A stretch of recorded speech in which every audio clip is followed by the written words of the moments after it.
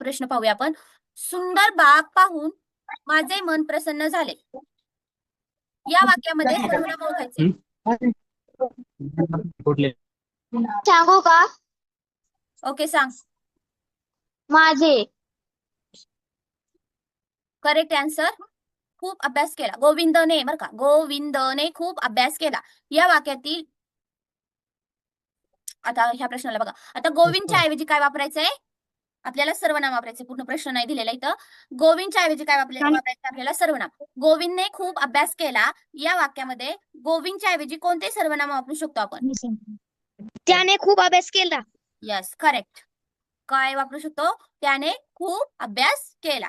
समजतंय का? बाकीच्या सर्वांना जे आन्सर देतात ते करेक्ट आहे. बाकीचे सर्वजण जे आहेत, कोणाला समजत नसेल तर मला सांगा, मी परत समजून सांगते. पण